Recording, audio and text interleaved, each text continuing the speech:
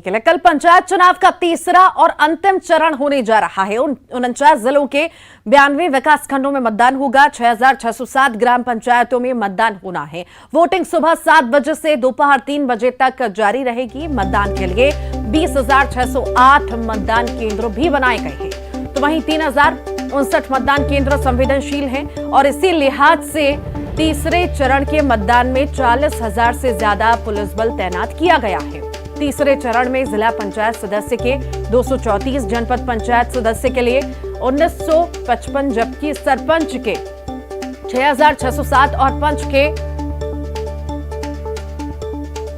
1,05,293 पद के लिए वोटिंग होगी। अंतिम चरण में 1,13,11,789 वोटर्स हैं। पंच, सरपंच, जनपद पंचायत और सदस्य पद के लिए परिणाम 14 जुलाई को आएंगे, जबकि जिला पंचायत सदस्य पद के नतीजों का ऐलान 15 जुलाई को किया जाएगा।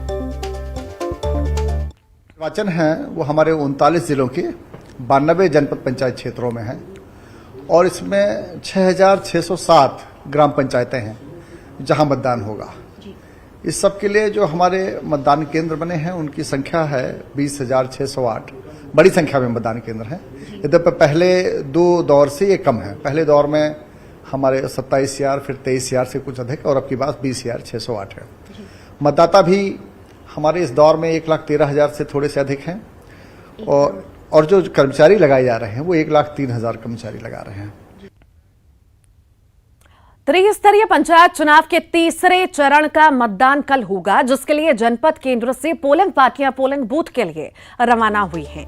सतना जिले के महेर और रामपुर बागेलन जनपद में कल मतदान होगा और इसके लिए 765 मतदान केंद्र बनाए गए हैं। मेहर जनपद में 1,11,640 मतदाता पुरुष और 1,02,424 महिला मतदाता मताधिकार का प्रयोग करेंगे।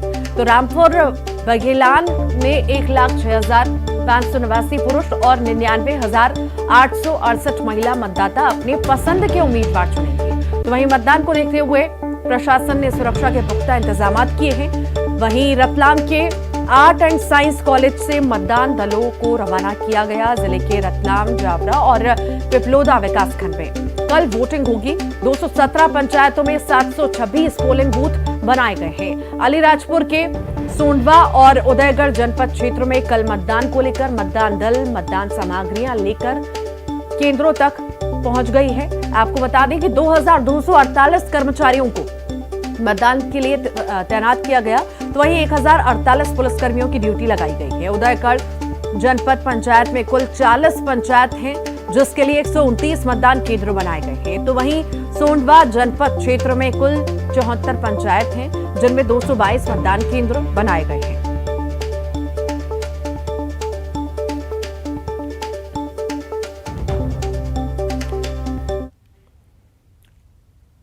और इसी पर अधिक जानकारी के लिए शरद श्रीवास्तव हमारे साथ लाइव जुड़ गए हैं। शरद, कल तीसरे फेज की वोटिंग होनी है, किस तरह की तैयारियां प्रशासन की ओर से और मतदान केंद्रों पर किस तरह की व्यवस्थाएं, जानकारी विस्तार से।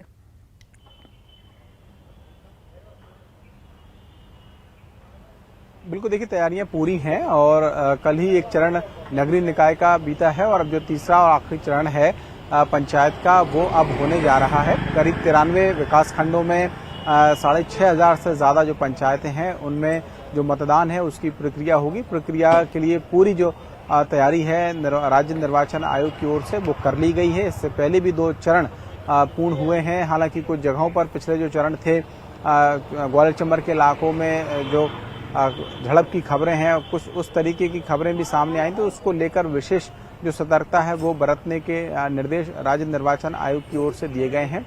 तो कुल मिलाकर कह सकते हैं कि अब लगभग अंतिम चरण में है जो पूरा पंचायत और नगरीय निकाय का चुनाव है, क्योंकि एक नगरीय निकाय का भी 1 चरण पूरा हो चुका है, पंचायतों के भी 2 चरण पूरे हो चुके हैं। तो राज्य निर्वाचन आयोग की ओर से पूरी तैयारी है। बस मतदाताओं को अपने घरों से बाहर निकलकर जो मतदान है वो करना होगा। जी ठीक, शरद, बहुत शुक्रिया जानकारी को साझा करने के लिए। आप लगातार बने रहिएगा, फिर आपके पास लौटूंगी। पंचायत चुनाव के तीसरे चरण का कल मतदान होना है, लेकिन खरगोन जिले के बमनाला के इंदिरा आवास कॉलोनी के रहवासियों ने मतदान के लिए बहिष्कार का ऐलान कर दिया है। दरअसल बमनाला की इंदिरा आवास कॉलोनी के लिए एक पक्की सड़क नहीं। बारिश के दौरान लोगों को कीचड़ भरे मार्ग से गुजरना पड़ता है, लिहाजा अब यहाँ के लोगों ने मांग की है कि जब तक रोड नहीं तब तक वोट नहीं। जाते हैं तो बच्चे स्कूल जाते हैं तो उनके आफत पर कौन जाएगा कीचड़ मिट्टे। कितने साल हो गए समस्या को आपकी हल नहीं हुई है? हो गए और ज्यादा, इससे भी ज्यादा तो हो गए। यहाँ जनप्रतिनिधि कोई आए या नहीं आया अभी तक? आते हैं चले जाते के क्या आश्वासन दिया अभी तक? कहीं बनाएंगे, आ जाएंगे तो वोट दो, तो वोट कब तक देंगे हम? रोड कीचड़ से भरा हुआ है, रोड बनाओ। रोड नहीं तो वोट नहीं, रोड नहीं तो वोट नहीं। तो ये फैसला क्यों लिया है? इसलिए कि ये 26 साल से रास्ता देख रहे हैं आपको और आप तकलीफ उठा रहे हैं। 25-26 साल से इस रास्ते को बनते हुए देखना चाहते थे।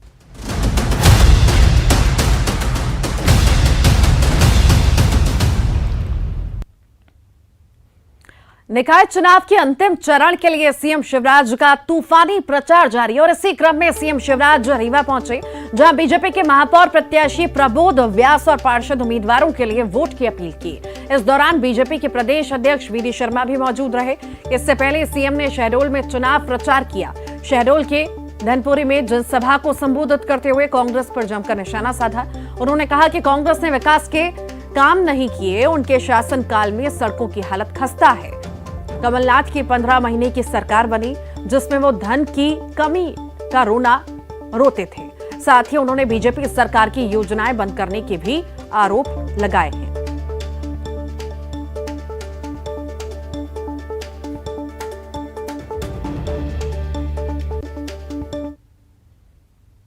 नगरीय निकाय चुनाव के दूसरे चरण के प्रचार के लिए सीएम शिवराज और बीजेपी प्रदेश अध्यक्ष वीडी शर्मा सीधी पहुंचे, जहां उन्होंने पूजा पार्क में चुनावी सभा को संबोधित किया। सीएम शिवराज ने इस दौरान कांग्रेस और कमलनाथ को निशाने पर लिया। उन्होंने कहा कि आतंकवाद और कांग्रेस का सीधा रिश्ता है।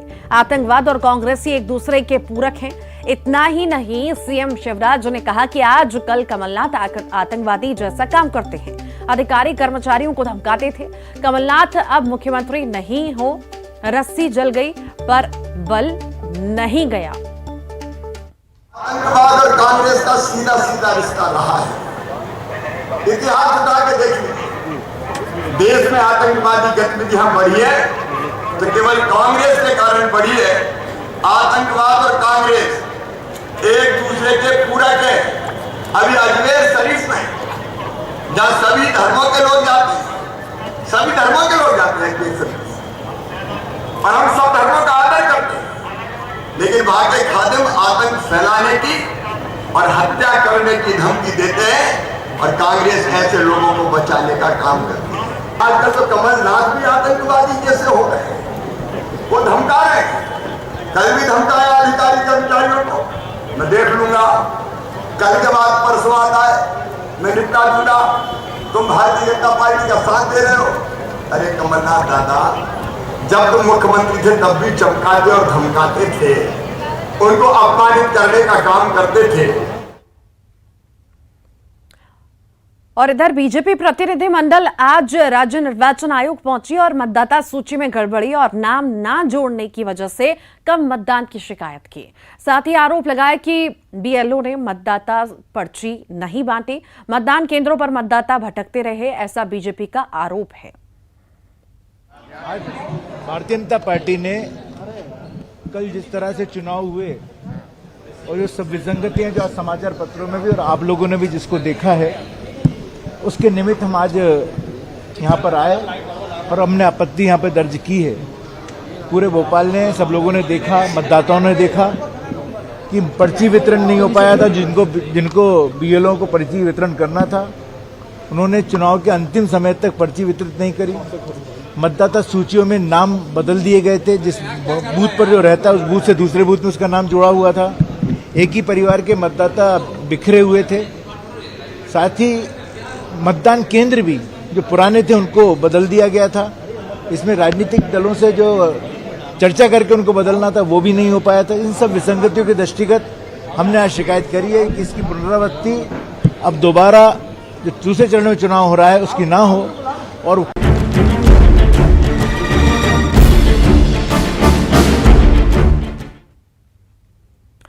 काली डॉक्यूमेंट्री फिल्म को लेकर छिड़ा विवाद थमने का नाम नहीं ले रहा। मध्य प्रदेश काली के विरोध में कई कड़े कदम उठा रही है और इसी कड़ी में भोपाल पुलिस ने ट्विटर को खत भी भेजा है। भोपाल पुलिस ने फिल्म काली की डायरेक्टर लीना मणि मेकलाई के ट्वीट को लेकर खत भेजा, साथ ही विवादित पोस्ट को 36 घंटे में हटाने के लिए कहा है। पुलिस ने विवादित पोस्ट को गैरकानूनी सामग्री बताया। इसमें मध्य प्रदेश में हुई एफआईआर का भी जिक्र किया गया है। भोपाल पुलिस ने पोस्ट को लेकर ट्विटर से भी सबूत मांगे हैं।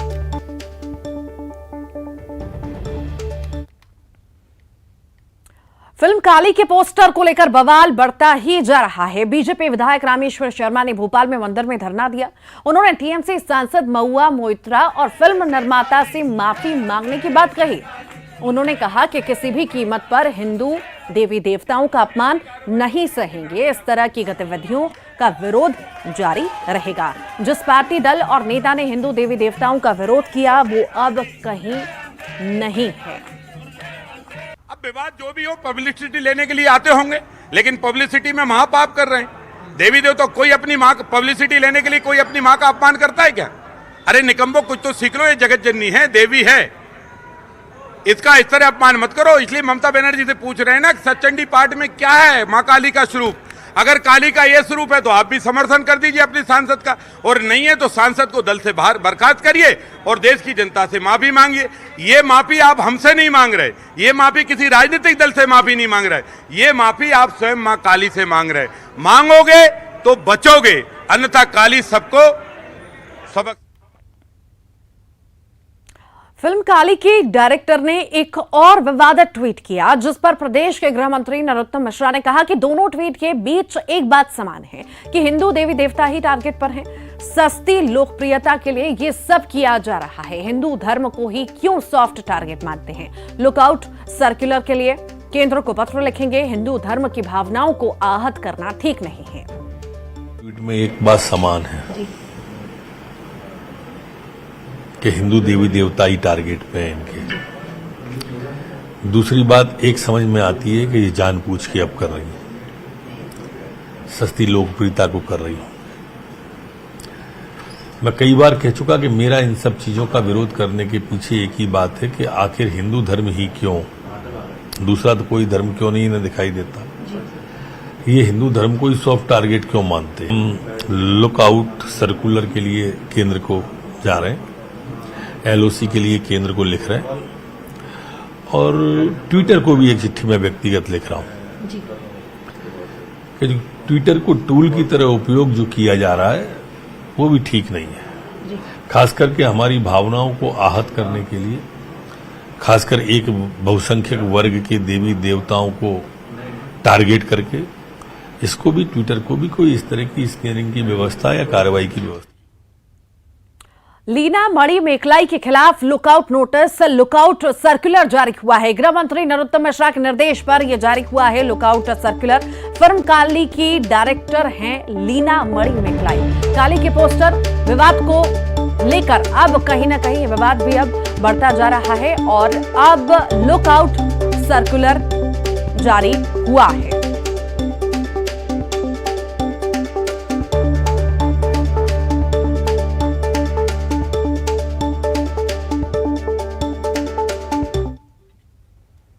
और इसी पर ज्यादा जानकारी के लिए शरद श्रीवास्तव हमारे साथ जुड़ गए हैं। शरद, काली पोस्टर पर विवाद अब गहराता ही जा रहा है।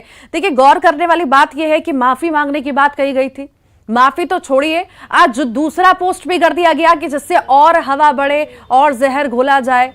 आखिर किस तरह से इसे देखा जाए?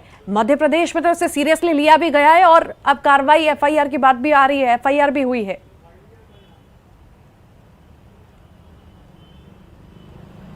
देखिए, बिल्कुल आपने ठीक कहा है कि जो एफआईआर है वो उनके खिलाफ में की गई है। कल ही, इसके पहले कल ही जो एफआईआर है वो दर्ज हो गई थी और गृह मंत्री नरोत्तम मिश्रा को हम सुन भी रहे थे। उन्होंने ये कहा भी कि जो एक के बाद एक उनके ट्वीट आए हैं वो आपत्तिजनक है और जिस तरीके से जो पूरा पोस्ट उन्होंने किया है, पोस्टर आया है, उसको लेकर भी उन्होंने आपत्ति दर्ज कराई थी। और ये भी कहा था कि जो लुकआउट सर्कुलर है वो उनके खिलाफ में जारी किया जाएगा। उसी को लेकर मध्य प्रदेश की ओर से जो लुकआउट सर्कुलर है उसकी जो प्रक्रिया है वो शुरू की गई है और केंद्र को कहा गया है कि इस लुकआउट सर्कुलर को आगे बढ़ाते हुए जो लुकआउट सर्कुलर है वो उनके खिलाफ में जारी किया जाए। अगर ये जो लुकआउट सर्कुलर है वो जारी होने के बाद में कहीं ना कहीं उनके खिलाफ में ये दिखाने की भी एक कोशिश है और एक तरीके से एक्शन भी जो मध्य प्रदेश में लिए जा रहे हैं वो सख्त एक्शन है और हो सकता है कि आने वाले दिनों में जो निर्देशिका हैं उनकी जो मुश्किलें हैं वो और बढ़ सकती हैं। जी बहुत शुक्रिया शरद। भोपाल से बड़ी खबर है, गृह मंत्री नरोत्तम मिश्रा का बयान सामने आया है। उत्कृष्ट कार्य करने वाले पुलिसकर्मियों को सम्मानित किया जाएगा। रुस्तम जी पुरस्कार से सम्मानित किया जाएगा। 61 पुलिसकर्मियों को सम्मान मिलेगा। उत्कृष्ट काम करने वाले पुलिसकर्मी अब सम्मानित होंगे। नक्सल विरोधी, आतंकवाद विरोधी, सांप्रदायिक दंगा, कानून व्यवस्था की गंभीर परिस्थितियों में उत्कृष्ट कार्य करने वाले सम्मानित